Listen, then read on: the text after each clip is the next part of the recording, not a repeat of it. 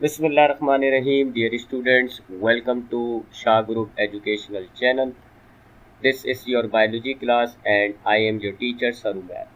Students, bio में chapter number 8 इसका नाम है न्यूट्रिशन और आज के लेक्चर में इस चैप्टर का जो टॉपिक हम डिस्कस करेंगे वो है ह्यूमन डाइजेस्टिव सिस्टम।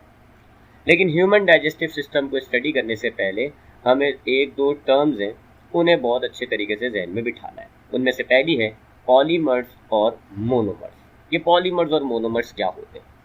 बच्चों, आप जानते हैं कि एटम्स कंबाइन होकर मॉलिक्यूल्स बनाते हैं। अब आपकी बॉडी में कुछ ऐसे मॉलिक्यूल्स होते हैं जिनको हम सिंपल मॉलिक्यूल्स भी कहते हैं। हर मॉलिक्यूल्स एक दूसरे से अलग-अलग होते हैं, छोटे छोटे मॉलिक्यूल्स होते हैं, उनको मोनोमर्स कहा जाता है। मिसाल के तौर पे monosaccharide, amino acids, fatty acids और ग्लाइसरॉल्स, ये मोनोमर्स होते हैं। ये सिंपल से मॉलिक्यूल्स होते हैं जो एक दूसरे से अलग होते हैं और इन मोनोमर्स की ख़ास बात ये होती है कि ये इतने छोटे होते हैं कि ये सेल के एक सेल से दूसरे सेल में डिफ्यूज़ भी हो जाते हैं और ये वाटर सॉल्युबल होते हैं, यानी कि हमारे वाटर में, ब्लड में ये डिज़ोल्व हो सकते हैं।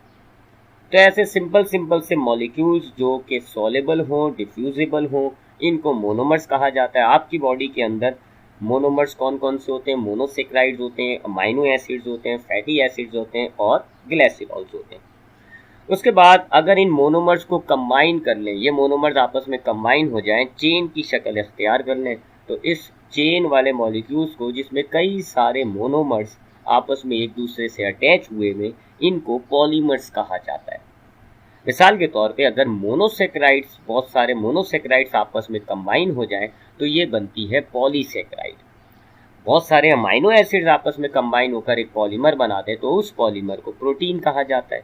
और अगर फैटी एसिड्स और ग्लाइसरॉल्स, 3 फैटी एसिड 1 ग्लाइसरॉल, ये आपस में कंबाइन हो तो इस पॉलीमर को लिपिड कहा जाता है। तो ये पॉलीमर्स होती हैं और पॉलीमर्स के बारे में याद रखिएगा कि पॉलीमर्स इनसॉल्युबल और इनडिफ्यूजिबल होती है, यानी पॉलीमर्स आपके ब्लड में, वाटर में डिसॉल्व नहीं हो सकती और ये सेल्स से दूसरे सेल में डिफ्यूज भी नहीं हो सकती। ठीक है, तो ये पॉलीमर्स होती है। अब जो आप फूड खाते हो, हमने इस चैप्टर में पढ़ा कि हम जो फूड खा रहे होते हैं वो हम न्यूट्रिएंट्स को हासिल करने के लिए खाते हैं, यानी इस फूड में हमारे सारे न्यूट्रिएंट्स मौजूद हैं।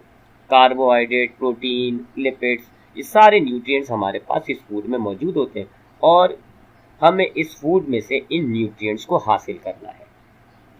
अब हमारे फूड में जो न्यूट्रिएंट्स होते हैं वो पॉलीमर्स की शक्ल में होते हैं।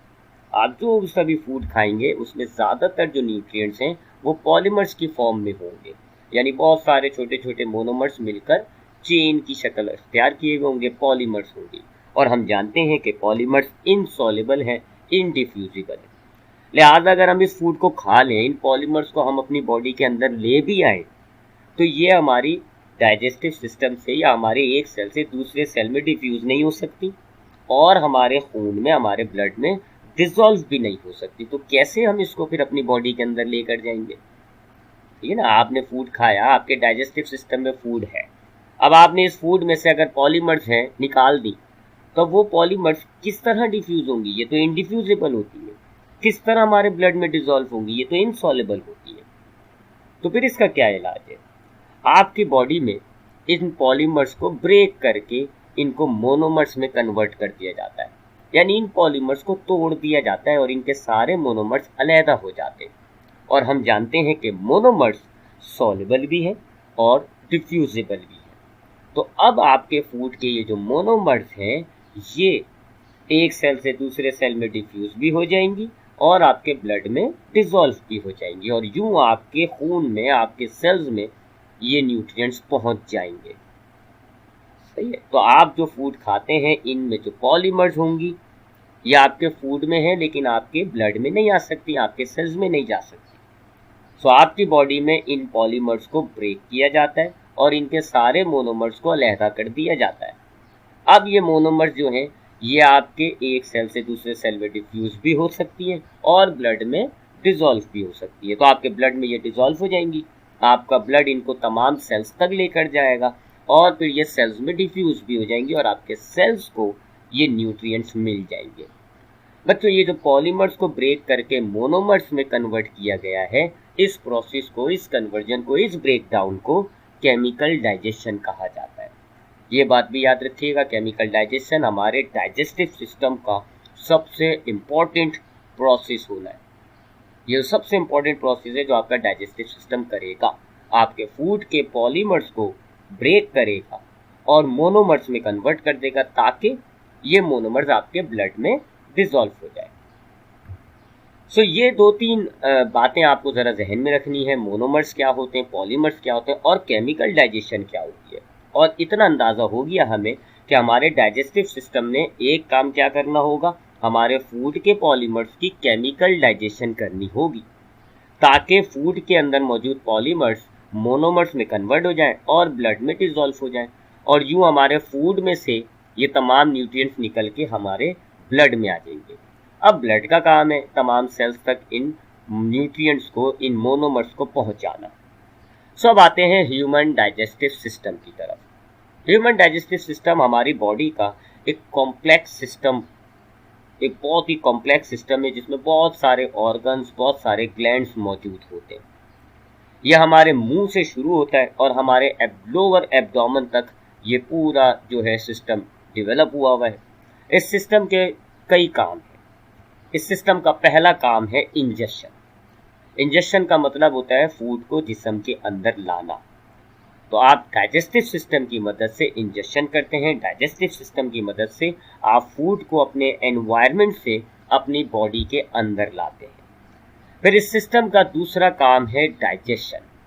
डाइजेशन का मतलब है फूड का ब्रेकडाउन, और यहाँ दोनों तरह का डाइजेशन होगा, यानी केमिकल डाइजेशन भी होगा जो मैंने आपको बताया, यानी हमारे फूड की जो पॉलीमर्स होंगी वो ब्रेक होकर मोनोमर्स में कन्वर्ट हो जाएंगी, जिसको हम केमिकल डाइजेशन कहते हैं। तो आपका डाइजेस्टिव सिस्टम डाइजेशन करेगा, केमिकल डाइजेशन भी और मैकेनिकल डाइजेशन भी।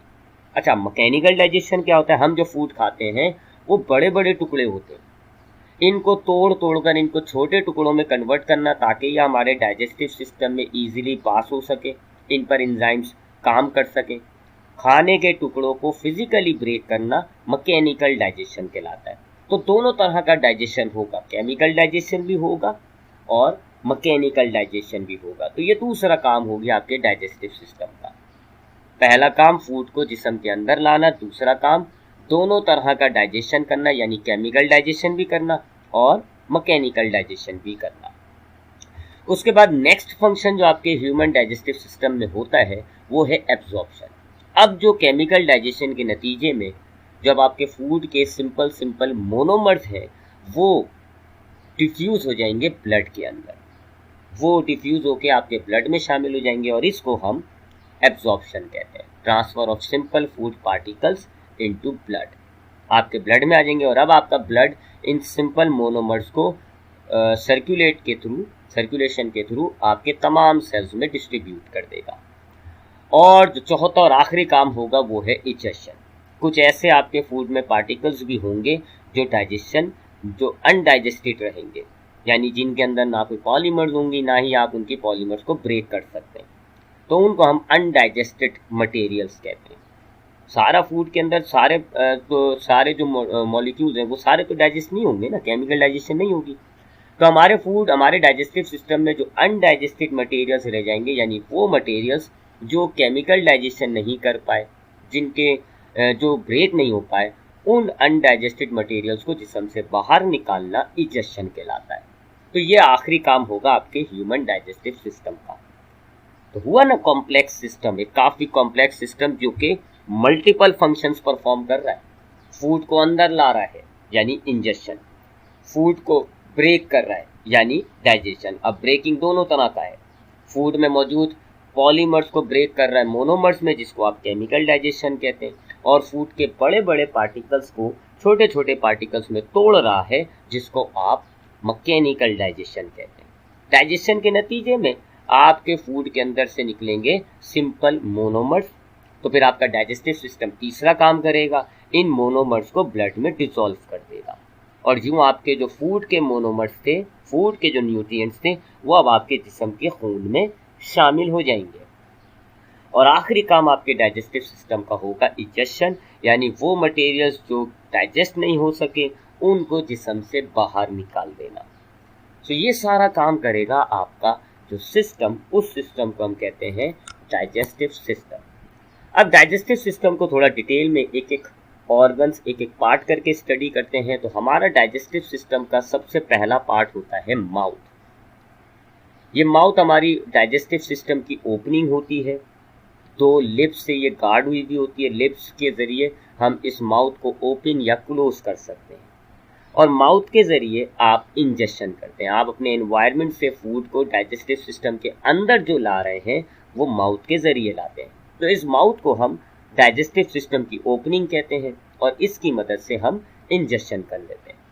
फिर माउथ के बाद जो नेक्स्ट पार्ट आता है उसको हम कहते हैं बक्कल कैविटी। ये माउथ के बाद हमारे मुंह के अंदर की जो स्पेस है उसको हम कहते हैं बक्कल कैविटी, या इसको हम ओरल कैविटी भी कहते हैं।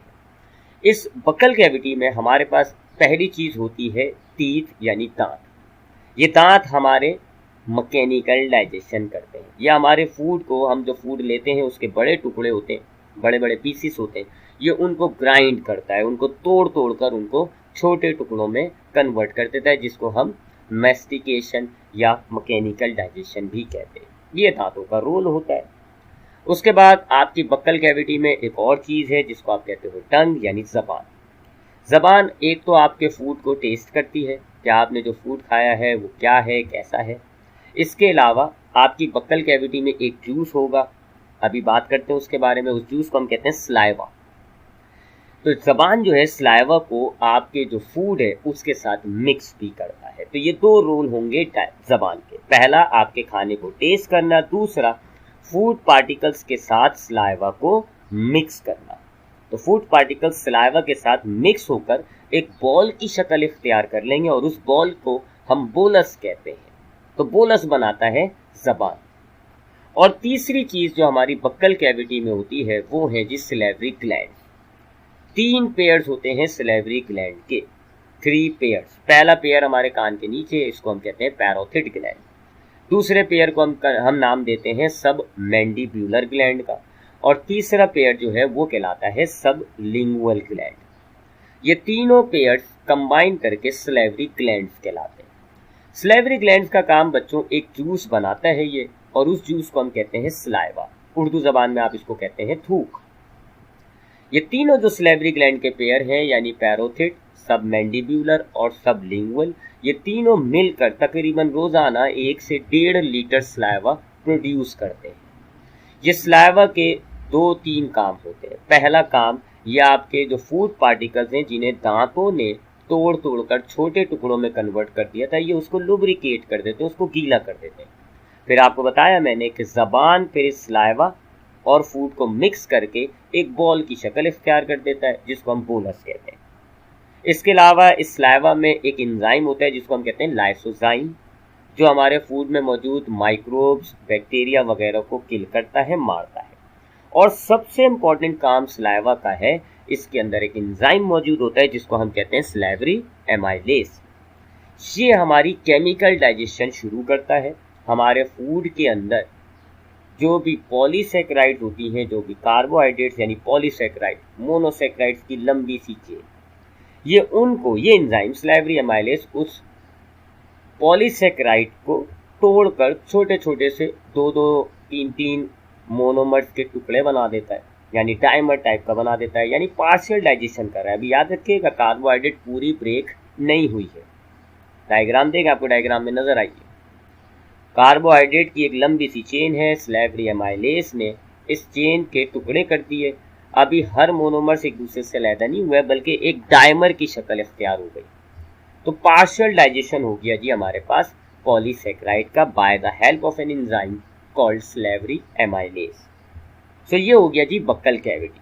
फिर बक्कल कैविटी के बाद जो नेक्स्ट पार्ट आता है, उस पार्ट को हम कहते हैं फेरिंग्स। फेरिंग्स बच्चों, इसके 3 हिस्से होते हैं फेरिंग्स के। एक हिस्सा जो हमारी नसल कैविटी से कनेक्ट हुआ हुआ होता है, यानी हमारे नाक के हिस्से से जो कनेक्ट हुआ हुआ होता है, उस हिस्से को हम कहते हैं नेसोफेरिंग्स। फेरिंग्स का दूसरा हिस्सा जो हमारी बक्कल कैविटी से कनेक्ट हुआ हुआ है, उसको हम कहते हैं ओरोफेरिंग्स।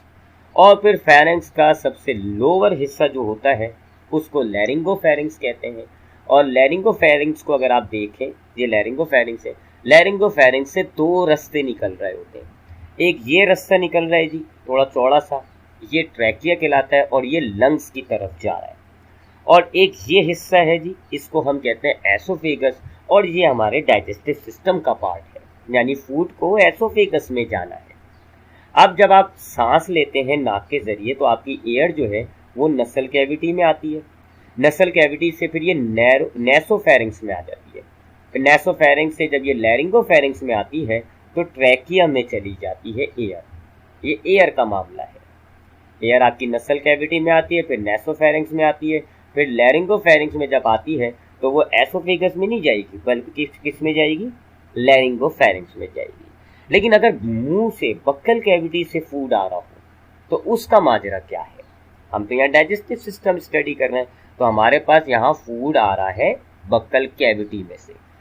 तो अब बच्चों ये पार्ट कहलाता है एपिग्लॉटस। ये एक वॉल की तरह, एक ढक्कन की तरह होता है।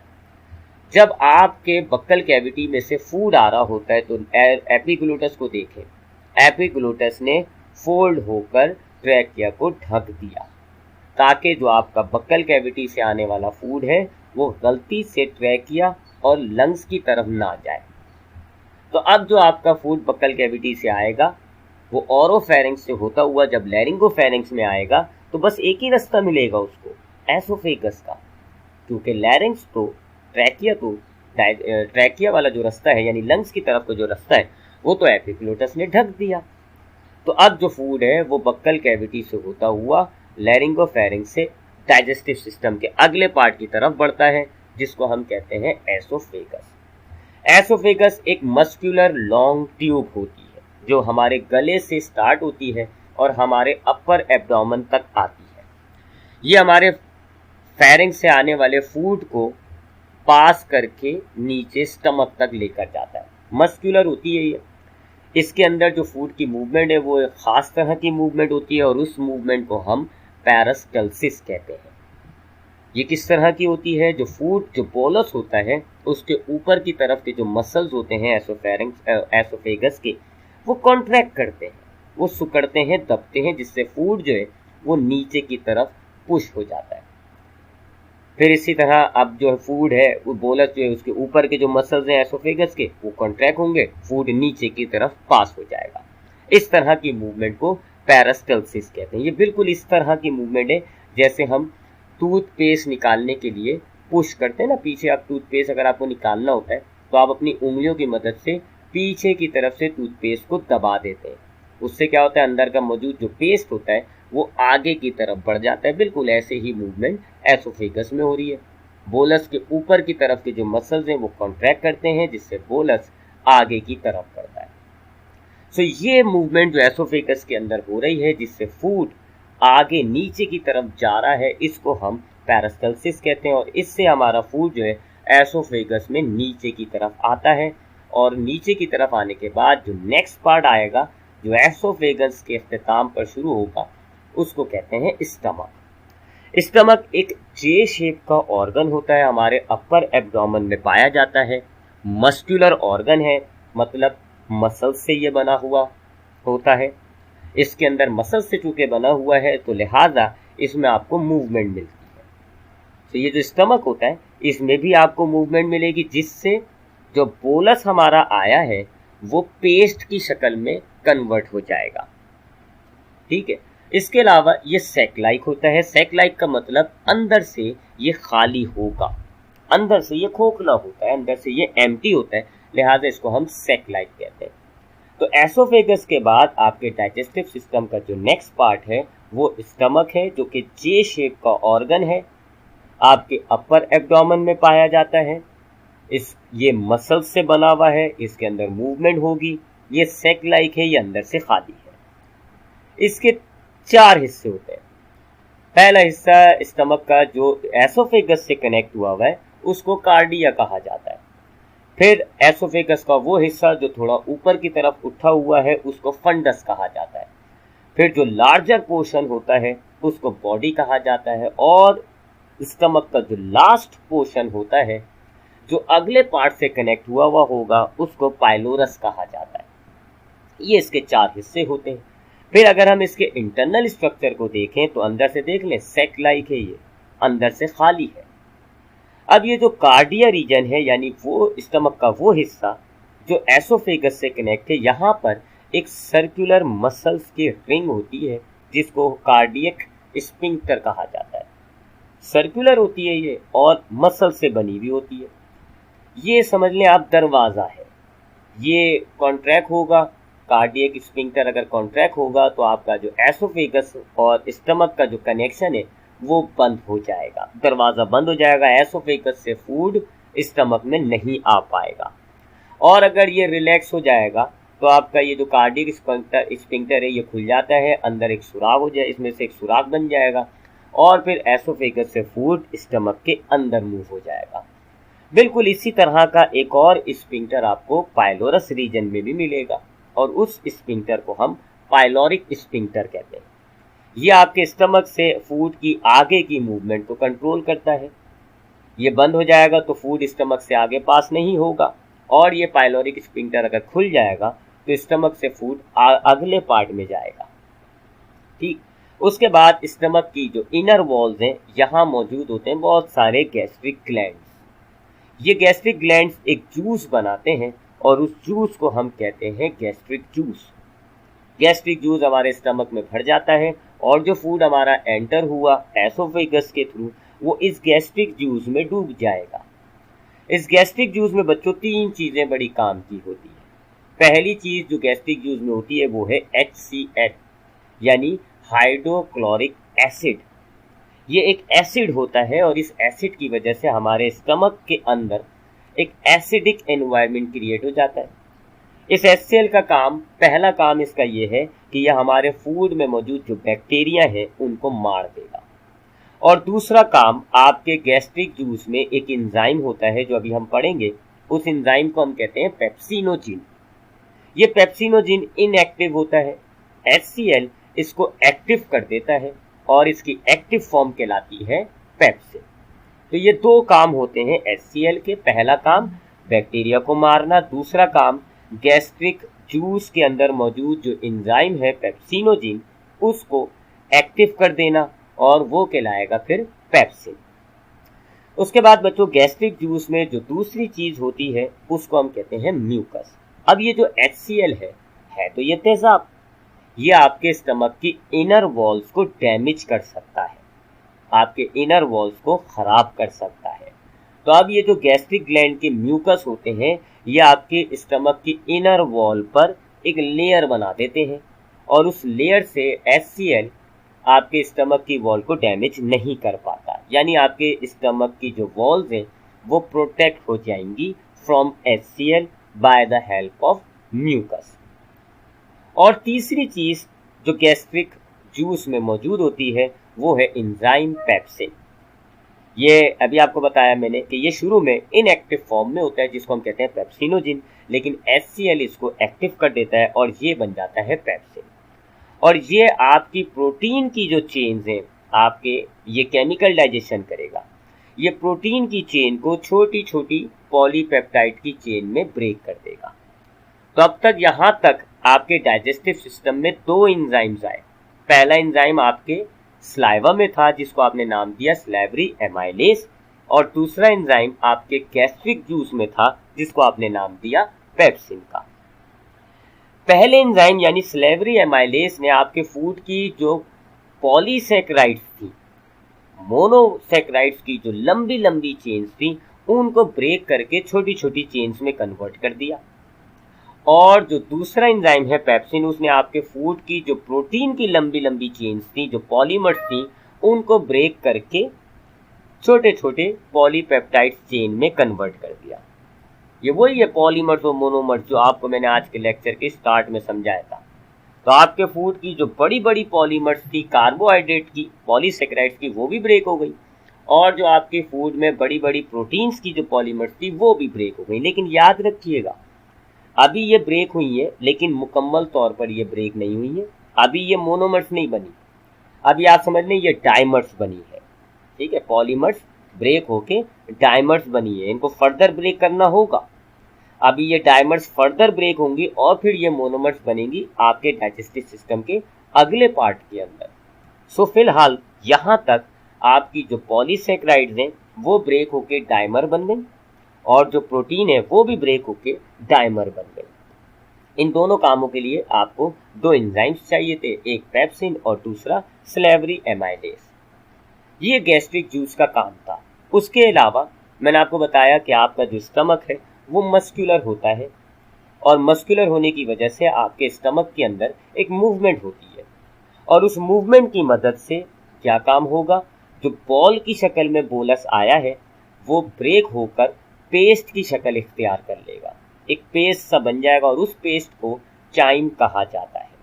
तो अब आपके स्टमक के अंदर प्रोटीन भी ब्रेक हो गई है, छोटी छोटी सी डायमर बन गई है प्रोटीन्स की, बैक्टीरिया भी मारे गए और आपका जो फूड था बोलस से चाइम की शक्ल इख्तियार कर गया।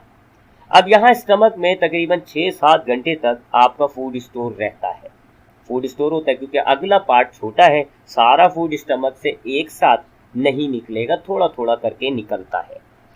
तब स्टमक के बाद जो नेक्स्ट पार्ट आता है वो आपके डाइजेस्टिव सिस्टम का सबसे बड़ा पार्ट है, स्मॉल इंटेस्टाइन।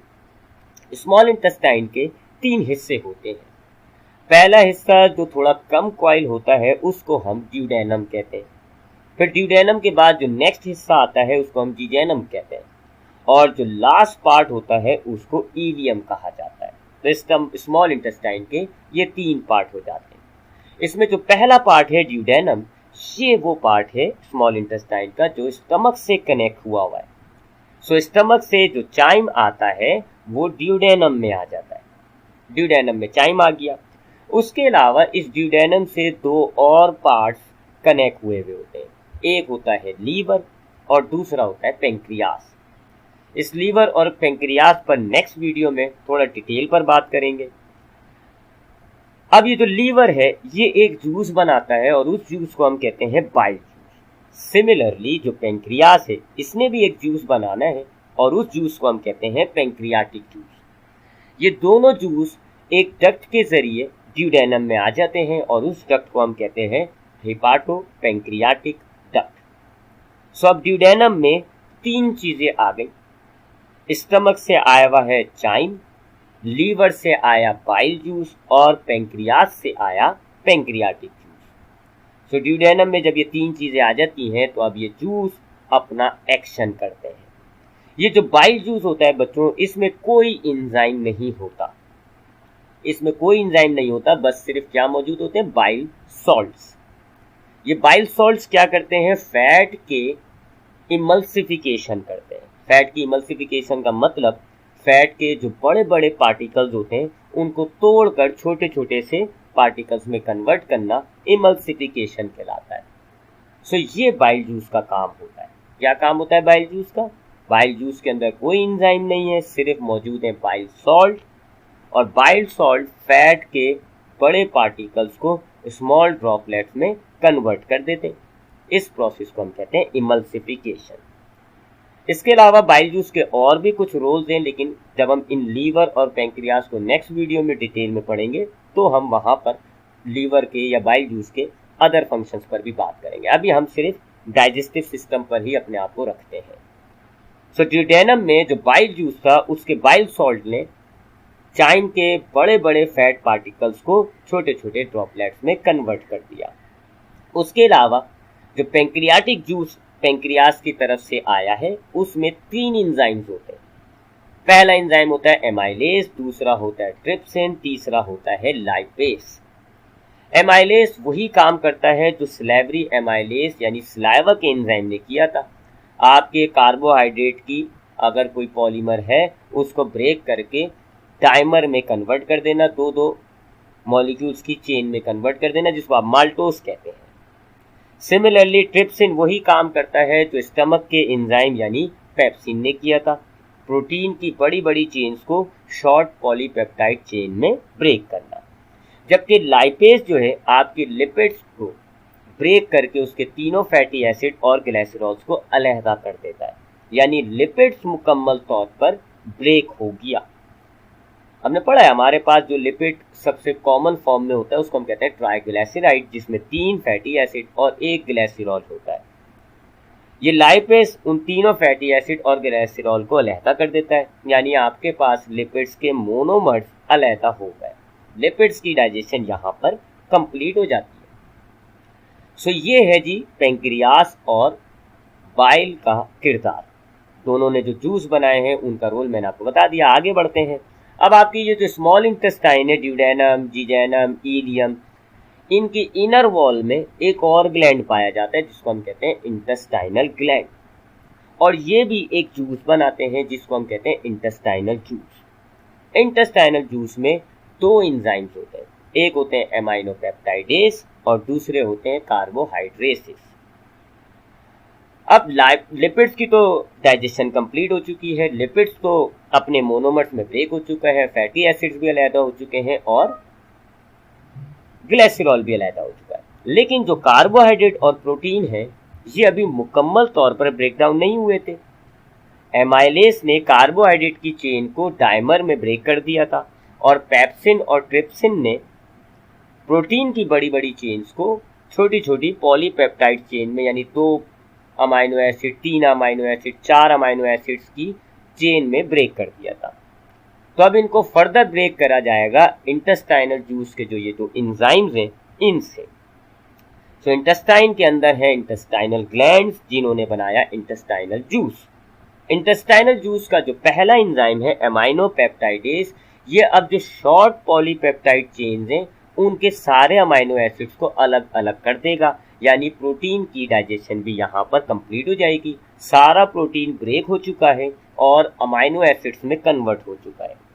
सिमिलरली जो कार्बोहाइड्रेसेस होते हैं, ये जो माल्टोस है या ये जो हमारी डाइमर्स है, ये उनको ब्रेक करके उनको मोनोसेक्राइड्स में कन्वर्ट कर देगा, सिंपल शुगर्स में कन्वर्ट कर देगा। तो यूँ आपकी केमिकल डाइजेशन यहाँ पर कंप्लीट हो जाएगी। आपकी केमिकल डाइजेशन स्टार्ट होती है बक्कल कैविटी से, क्योंकि वहाँ पर स्लेवरी एमाइलेज ने कार्बोहाइड्रेट को ब्रेक करना शुरू किया था और डाइमर में कन्वर्ट कर दिया था, और आपकी केमिकल डाइजेशन स्मॉल इंटेस्टाइन में आके कंप्लीट हो जाती है, क्योंकि सारा कार्बोहाइड्रेट सिंपल शुगर्स में ब्रेक हो चुका है, सारा प्रोटीन अमाइनो एसिड्स में ब्रेक हो चुका है और सारा लिपिड फैटी एसिड और ग्लिसरॉल्स में ब्रेक हो चुका है। तो यहाँ पर केमिकल डाइजेशन भी कंप्लीट हो जाती है। अब इंटेस्टाइन में ये जो जीजेनम है और इलियम है, इन पार्ट्स में अगर आप इनके इंटरनल वॉल को देखें तो आपको ऐसे उंगलियों की तरह के बहुत सारे स्ट्रक्चर्स मिलेंगे जिनको हम कहते हैं विलाय। अगर बहुत सारों की बात कर रहे हैं तो विलाय, और एक की बात करेंगे यानी सिंगुलर तो विलस कहा जाता है। ये जो विलस होता है इसकी वॉल बहुत ज़्यादा थिन होती है, एक सेल की लेयर से बनी हुई होती है, इंतहाई थिन, यानी कि डिफ्यूजन हो सकती है। सिंपल मॉलिक्यूल्स इस वॉल को क्रॉस करके विलाय के अंदर आ सकते हैं। इसके अलावा विलाय के अंदर जो है आपको ब्लड कैपिलरीज भी मिलती हैं और एक थिक ब्रांच होती है जिसको हम कहते हैं लैक्टियल।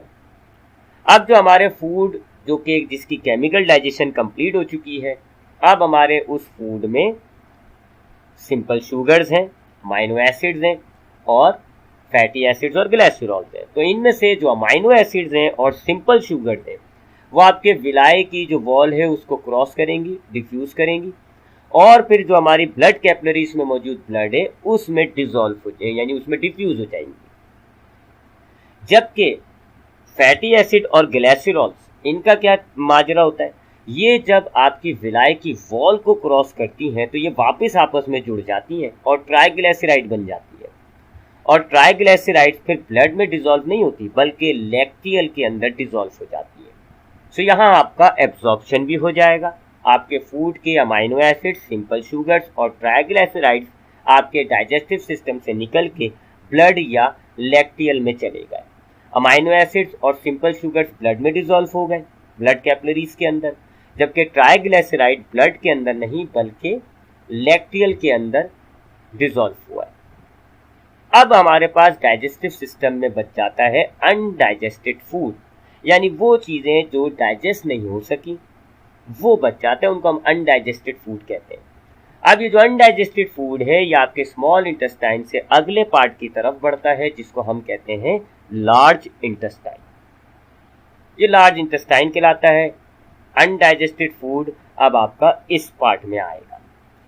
लार्ज इंटेस्टाइन के हमने बहुत सारे पार्ट्स में डिवाइड किया हुआ है। पहला पार्ट जो स्मॉल इंटेस्टाइन से कनेक्ट होता है उसको हम कहते हैं सीकम। फिर सीकम से जो लार्ज इंटेस्टाइन ऊपर की तरफ जा रही है उसको हम कहते हैं असेंडिंग कॉलम। फिर जो आपको हॉरिजॉन्टल लार्ज इंटेस्टाइन नजर आ रही है उस हिस्से को हम कहते हैं ट्रांसवर्स कॉलन। फिर लार्ज इंटेस्टाइन जो नीचे की तरफ आ रही है उसको हम कहते हैं डिसेंडिंग कॉलन। फिर जो डिसेंडिंग कॉलन से अगला पार्ट आता है उसको हम कहते हैं सिग्मोइड कॉलन। सिग्मोइड कॉलन से कनेक्ट हुआ होता है रेक्टम, और रेक्टम में एक छोटी सी ओपनिंग होती है जिसको आप कहते हैं एनस। ये हमारे पास लार्ज इंटेस्टाइन के पार्ट्स होते हैं। अब जो हमारे पास स्मॉल इंटेस्टाइन से अनडाइजेस्टेड फूड था, यानी वो फूड जो डाइजेस्ट नहीं हो सका, वो अनडाइजेस्टेड फूड लार्ज इंटेस्टाइन के पहले पार्ट यानी सीकम में आता है। स्मॉल इंटेस्टाइन और सीकम के बीच में एक वॉल मौजूद होता है जिसको हम कहते हैं इलियोसीकल वॉल, और इस वॉल की मदद से अनडाइजेस्टेड फूड खाली एक ही डायरेक्शन में मूव होगा, यानी स्मॉल इंटेस्टाइन से लार्ज इंटेस्टाइन की तरफ, वापस इस स्मॉल इंटेस्टाइन में नहीं जाएगा। अब ये अनडाइजेस्टेड फूड सीकम में आने के बाद ये ट्रैवल करता है अक्रॉस द लार्ज इंटेस्टाइन। ये पहले असेंडिंग कॉलन में जाएगा, फिर ट्रांसवर्स कॉलन से होता हुआ डिसेंडिंग कॉलन में आएगा, फिर सिग्मोइड कॉलन में आएगा, और फिर रेक्टम में आके स्टोर होगा टेम्पररी। अब जब ये लार्ज इंटेस्टाइन में अनडाइजेस्टेड फूड मूव हो रहा होता है तो इस दौरान लार्ज इंटेस्टाइन इस अनडाइजेस्टेड फूड में से वाटर को एब्जॉर्ब कर लेती है। सारा अनडाइजेस्टेड फूड में जितना भी पानी मौजूद होगा, लार्ज इंटेस्टाइन उस सारे पानी को एब्जॉर्ब कर लेगी। इसके अलावा आपके लार्ज इंटेस्टाइन में कुछ बैक्टीरिया भी पाए जाते हैं। वो बैक्टीरिया विटामिन बनाते हैं, सेल्यूलोज को डाइजेस्ट करते हैं। और अब आपके पास जो वेस्ट प्रोडक्ट है, जब ये लार्ज इंटेस्टाइन में आया तो ये जो अनडाइजेस्टेड फूड था ये ज़रा लिक्विड फॉर्म में था, लेकिन जब ये लार्ज इंटेस्टाइन को ट्रैवल करके रेक्टम तक आया तो अब ये अनडाइजेस्टेड फूड सॉलिड फॉर्म में आ जाता है, और उस सॉलिड फॉर्म में हम इसको कहते हैं फीसेस। सो अब अनडाइजेस्टेड फूड में ना तो कोई न्यूट्रिएंट है, क्योंकि सारे के सारे न्यूट्रिएंट स्मॉल इंटेस्टाइन में एब्जॉर्ब हो गए। इवन कि आपके अनडाइजेस्टेड फूड में एक काम की चीज़ थी वाटर, लार्ज इंटेस्टाइन ने उसको भी एब्जॉर्ब कर दिया। तो अब रेक्टम के अंदर जो फीसिस है ये कम्प्लीटली एक वेस्ट प्रोडक्ट है, और इस वेस्ट प्रोडक्ट को रेक्टम में टेम्पररी तौर पे स्टोर किया जाता है, और फिर एनस के ज़रिए इसको बॉडी से बाहर डिस्चार्ज कर दिया जाता है, और यूँ आपके डाइजेस्टिव सिस्टम का आखिरी काम यानी इजेक्शन भी हो जाएगा। So that is your complete human digestive system. आपने देखा कि किस तरह आपने फूड को इंजेस्ट किया। मैकेनिकल डाइजेशन आपकी स्टमक ने की, दांतों ने की। केमिकल डाइजेशन आपके बक्कल कैविटी में, स्टमक में, और स्मॉल इंटेस्टाइन में आपकी केमिकल डाइजेशन हुई। केमिकल डाइजेशन के नतीजे में आपके फूड के जितने भी पॉलीमर्स थे वो सब मोनोमर्स में कन्वर्ट हो गए।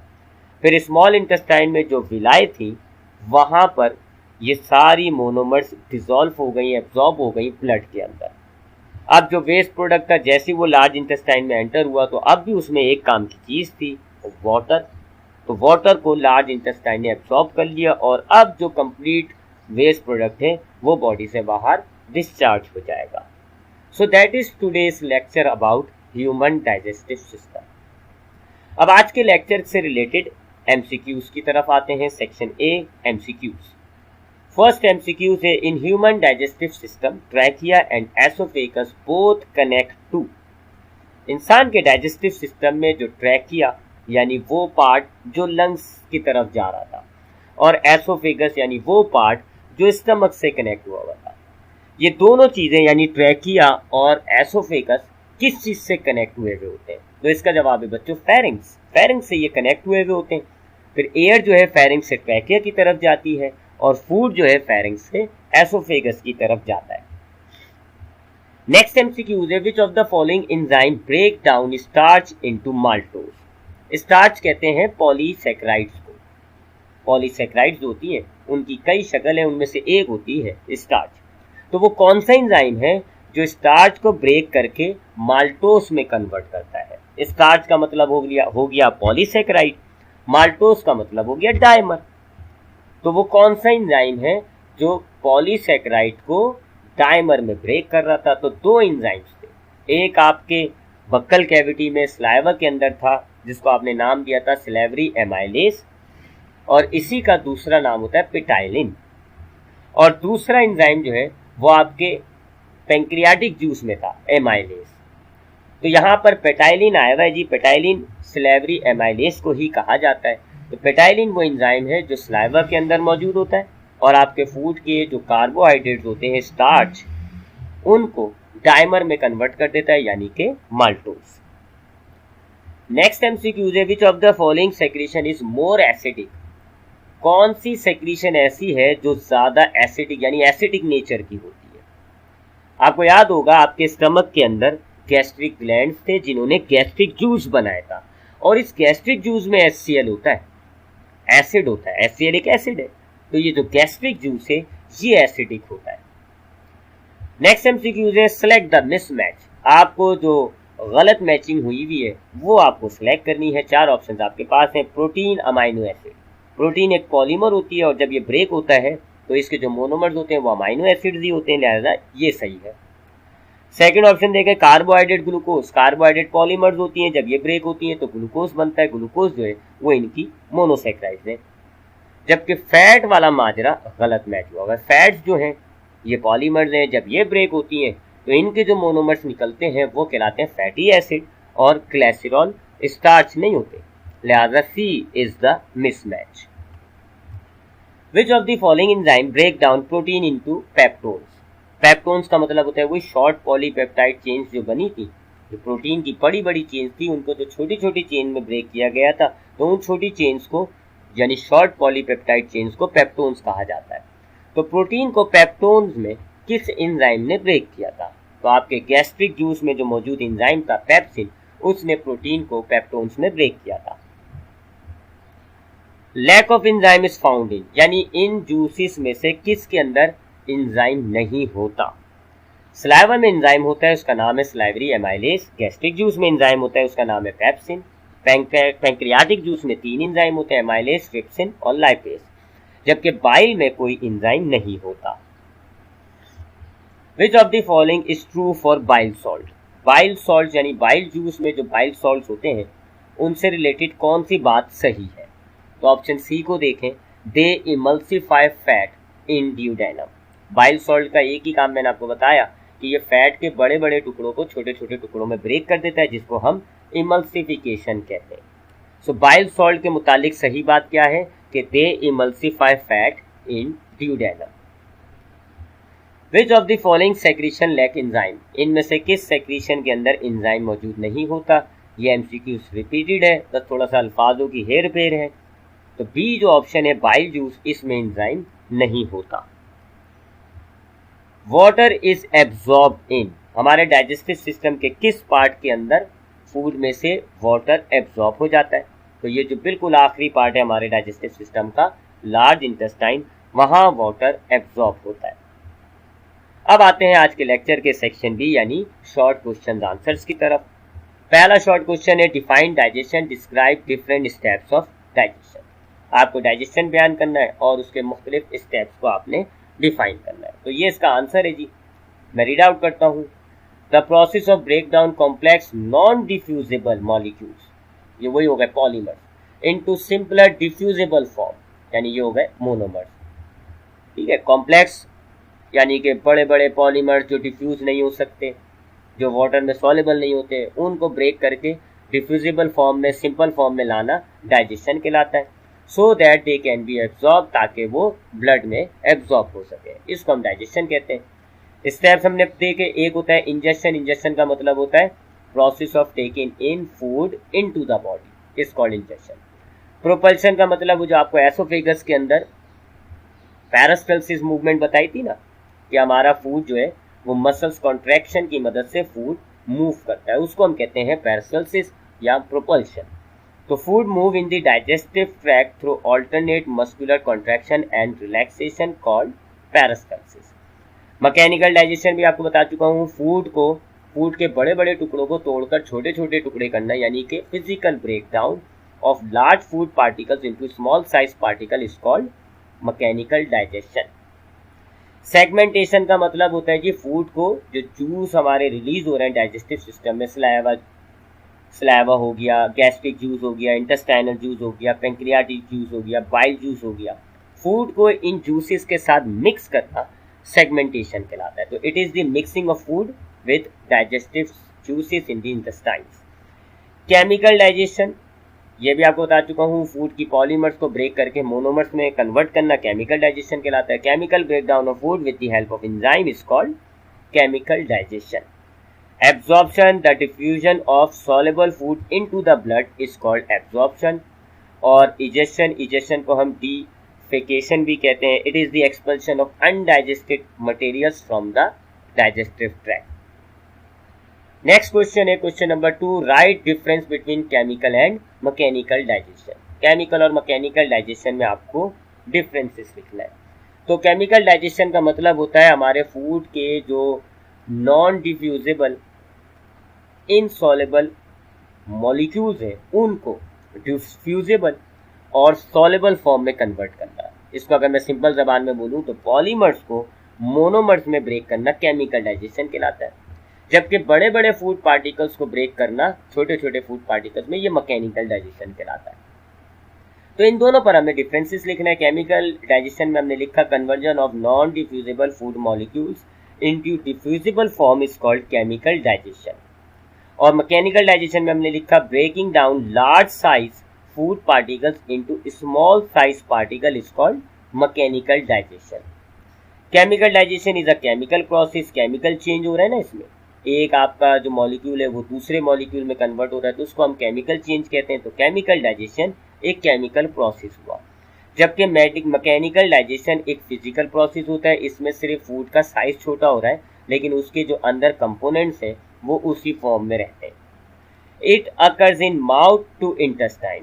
केमिकल डाइजेशन हमारे डाइजेस्टिव सिस्टम में माउथ से शुरू हुआ और स्मॉल इंटेस्टाइन तक हुआ, जबकि मैकेनिकल डाइजेशन जो है वो सिर्फ माउथ और स्टमक तक होता है।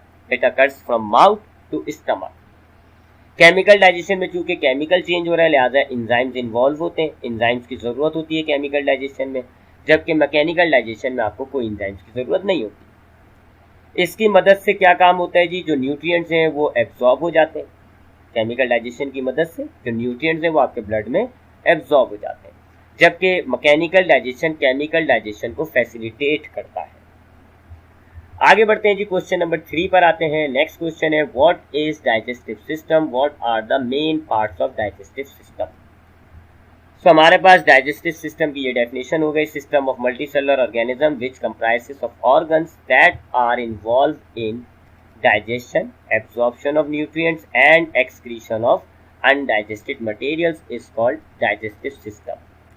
फिर डाइजेस्टिव सिस्टम ऑफ ह्यूमन की हमने हेडिंग डाली, human has a complex and well developed digestive system which start from mouth and end at anus. ठीक है, ये कॉम्प्लेक्स डाइजेस्टिव सिस्टम है, माउथ से शुरू होता है, एनस पे खत्म हो जाता है।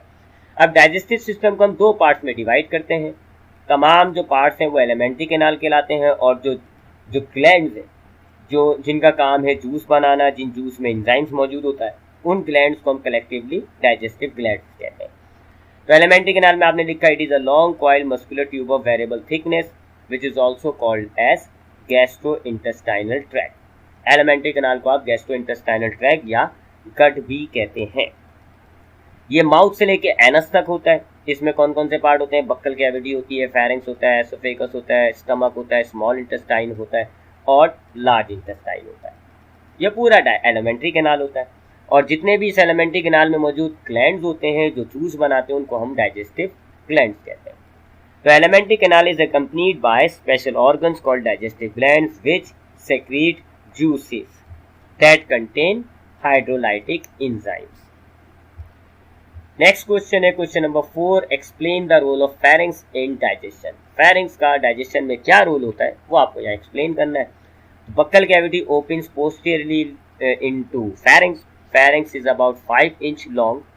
Buccal cavity, nasal cavity, eustachian tube opens into pharynx. Pharynx lead to glottis and esophagus. Opening of glottis is guarded by a vertical slit called epiglottis. It acts as passage for food and air. Epiglottis cover glottis during passage of food to cover the lungs. ये पूरा role आपको आज की video में मैं explain कर चुका हूँ। क्वेश्चन नंबर 5 पर बढ़ते हैं। Why grinding and lubrication are necessary for swallowing. Swallowing के लिए आपको ग्राइंडिंग और लुब्रिकेशन क्यों जरूरी होती है? Grinding of food is very useful because oesophagus can pass only small pieces through it. बहुत छोटा होता है, छोटे पीसेस ही जा सकते हैं, इसलिए ग्राइंडिंग जरूरी है। As well as enzymes can not act on large pieces of food. Whereas lubrication of food has two main functions: add water and mucus to the food, partial digestion of starch by saliva which contains enzyme salivary amylase. Question number 6, explain the role of esophagus in digestion. ये आपके पास esophagus का role आपको लिखना है, तो वो आपको video में आज एक्सप्लेन कर चुका हूँ, यहाँ से नोट डाउन कर लिएगा। esophagus लिखा हुआ है हेडिंग है। Pharynx opened into narrow muscular tube about 25 cm long called esophagus.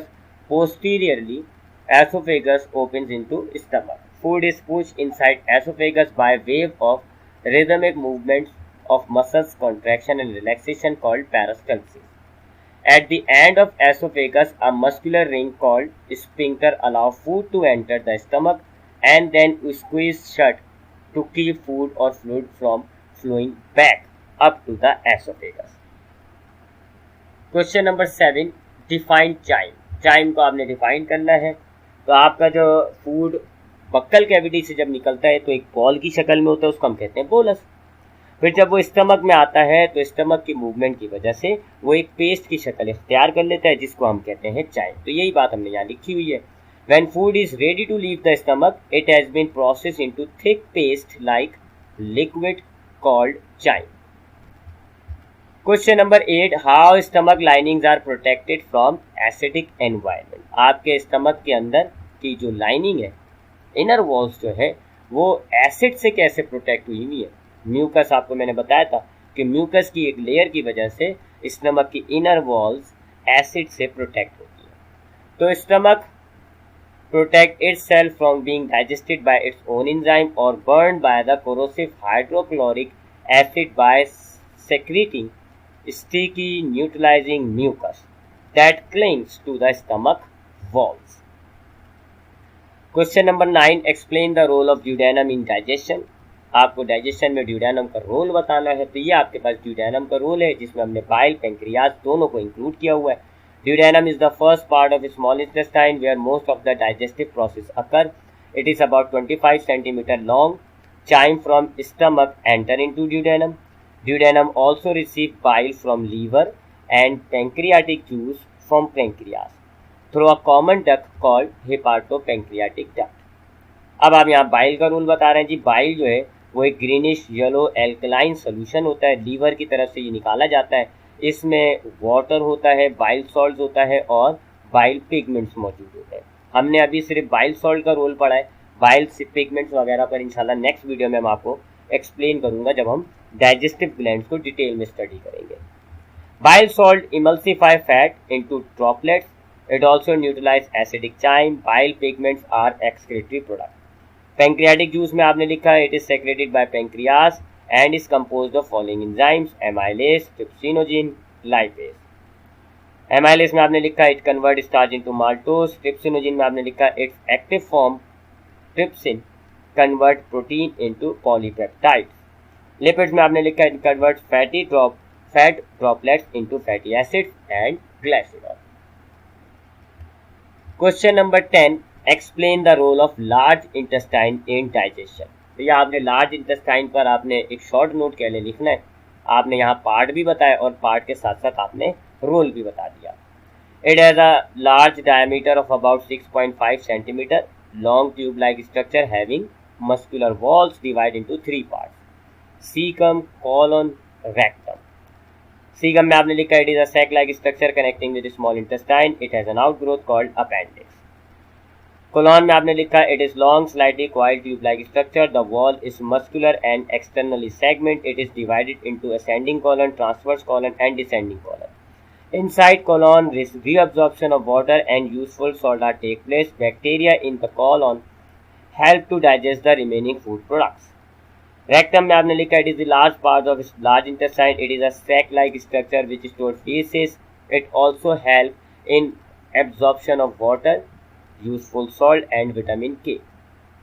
फिर anus आपने लिखा it is the terminal opening of alimentary canal. The stored feces of rectum is expelled out through anus. और ये इसकी diagram है बच्चों, ये आपकी बुक में मौजूद है, बुक से इस डायग्राम को ड्रॉ कर लिएगा. नेक्स्ट क्वेश्चन है question number 11. Right difference between digestion in stomach and digestion in intestine. Digestion जो स्टमक में हो रही है और डाइजेशन जो इंटेस्टाइन में हो रही है, आपने इसमें डिफरेंसेस लिखना है. तो आपने पहले लिखा जी gastric glands are present in stomach. Glands के बारे में बताया कि स्टमक में गैस्ट्रिक ग्लैंड्स हैं, जबकि इंटेस्टाइन में intestinal glands are present in small intestine. फिर जूस के बारे में बताया जी कि स्टमक के अंदर जो गैस्ट्रिक ग्लैंड्स हैं वो सेक्रेट करते हैं गैस्ट्रिक जूस, जबकि इंटेस्टाइनल ग्लैंड्स जो हैं वो सेक्रेट करते हैं इंटेस्टाइनल. फिर आपने यहाँ पर फूड का जो उसका नेचर है उसके बारे में बताया कि food become acidic due to presence of HCl, जबकि इंटेस्टाइन में food is neutralized due to bile and pancreatic juice. Question number 12. What are villi. Villi क्या होती है. सो विलाई में आपने लिखा है internal layer of ileum are thrown into about 5 million finger like projections called villi. Each villus is about 1 nanometer long, and inside each villus there is a network of blood capillaries and a single lymph vessel or lacteal. Due to villi, the internal surface area of ileum is estimated to be 30 meter square for absorption. Question number 13. Draw a need and label diagram of longitudinal section of villus. आपको villus की के जो longitudinal section है उसकी एक साफ सुथरी label diagram बनानी है. तो ये डायग्राम आपकी बुक की है, आपकी बुक में मौजूद है, इस डायग्राम को ड्रॉ कर लीजिएगा, लेबलिंग का ख्याल रखिएगा. अब आते हैं आज के लेक्चर के सेक्शन सी यानी डिटेल क्वेश्चन आंसर्स की तरफ. तो पहला क्वेश्चन है explain the role of buccal cavity in digestion. So ये आपके पास बक्कल कैविटी है जी. बक्कल कैविटी की आपने एक इंट्रोडक्शन दिया, फिर आपकी बक्कल कैविटी में 3 चीज़ें आपको बताई गई, टीथ, टंग और सिलेवरी ग्लैंड. तो इन तीनों के बारे में आपने एक्सप्लेन कर दिया. यहाँ से इस आंसर को नोट डाउन कर लिएगा. ये सारा आपके पास जो है ये बक्कल कैविटी है. फिर ये आपने टीथ के बारे में बताया हुआ है, फिर ये आपने टंग के बारे में बताया हुआ है, आज के लेक्चर में आपको एक्सप्लेन किया, और ये आपने एसोफेगस के बारे में बताया हुआ है. चूँकि लॉन्ग क्वेश्चन में आया हुआ है तो इसकी डायग्राम भी बनानी पड़ सकती है. तो फिर हमने ये एक डायग्राम बना ली, इसमें हमारे दांत भी आ गए और सिलेवरी ग्लैंड के जो 3 पेयर्स हैं, पैराथिट, सबमैंडिबुलर और सबलिंगुअल, वो तीनों भी आपके यहाँ आ गए.